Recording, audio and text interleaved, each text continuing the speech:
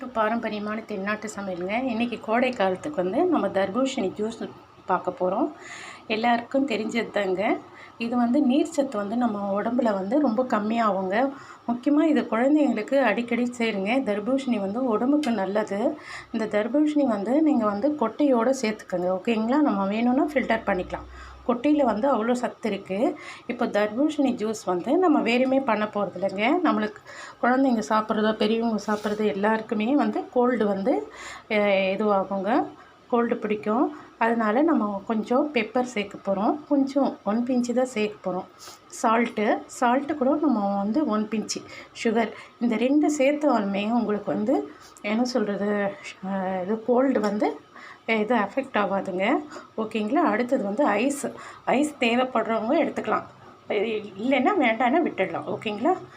Sugar, தர்பூசணி இப்போ நம்ம வந்து அரைச்சிக்க போகிறோங்க. அரைச்சிட்டு நம்ம நான் கொட்டையோடு தாங்க போட்டிருக்கேன், கொட்டையோடு தான் போட்டிருக்கேன். அரைச்சிட்டு வரேங்க. நம்ம இது கூடயே வந்துட்டு 4 ஸ்பூன் வந்து சர்க்கரை போடலாங்க. வேணும்னா நீங்கள் போட்டுக்கோங்க. நான் 4 ஸ்பூன் போடுறேன். சுகர் பேஷண்ட்டுக்கு கூட சுகர் கொஞ்சம் ஆட் பண்ணி கொடுக்குறாங்க, ஒன்றும் தப்பு இல்லை. கம்மியாக கொடுங்க, ஓகேங்களா? நம்ம இது கூட வந்துட்டு 2 ஐஸ் டிப்ஸ் போட போகிறோம், ஓகேங்களா? அதுலேயும் நம்ம சேர்ப்போங்க. வந்துட்டு அடுத்தது வந்து நம்ம 1 பிஞ்சு தாங்க நான் வச்சுருக்கேன் மிளகுத்தூள். ஏன்னா ரொம்ப காரம் வரும், அதனால நான் 1 பிஞ்சு. அடுத்தது வந்து 1 பிஞ்சு வந்து சால்ட்டு. இது சால்ட்டு வந்து ஆட் பண்ணுங்கள், அப்போ டேஸ்ட்டு நல்லா உங்களுக்கு நல்லா கொடுங்க. இந்த மாதிரி பண்ணி ஒரு வாட்டி பாருங்கள், ஓகேங்களா? கமெண்ட் பாக்ஸில் நீங்களே சொல்வீங்க, ஓகேங்களா? இப்போ நம்ம ஊற்றிக்கலாங்க. பாருங்கள், அரைச்சாச்சு. இப்போது அது கூட வந்து நம்ம ஐஸ் டிப்ஸ் போட்டுக்கலாங்க. நம்ம ஏற்கனவே இதில் போட்டிருக்கோங்க.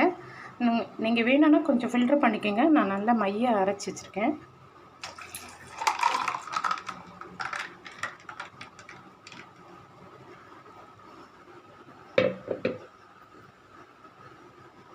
பாருங்கள், வேணும்னா நீங்கள் புதினா ஒரு கார்னிஷ்காக போட்டுக்கலாம், வேண்டாம்னா இப்படியே நீங்கள் நேச்சுரலாக சாப்பிட்லாம், ஓகேங்களா? இது கூட வந்து நம்ம மிளகுத்தூள் கொஞ்சோண்டு 1 பிஞ்சு தான் நம்ம சேர்த்துருக்கோம். சால்ட்டு, ஏன்னா மிளகுத்தூள் வந்து கோல்டு வந்து பிடிக்காது, ஓகேங்களா? எல்லாருமே சாப்பிட்லாம்.